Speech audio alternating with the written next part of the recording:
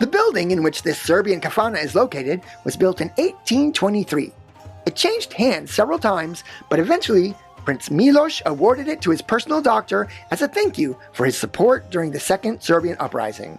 Realizing its prime location, Ećim Toma soon converted the property into a cafe that became known around town as Tomina Kafana. Then, in 1892, the new owner, Ivan Pavlović, wanted to change the name of the cafe.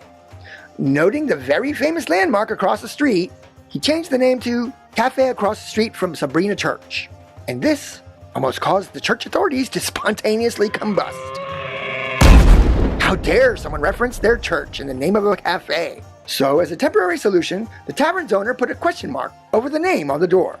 It soon became the official name of the kafana. Today, question mark is the oldest still operational traditional tavern, or kafana, in Belgrade, Serbia.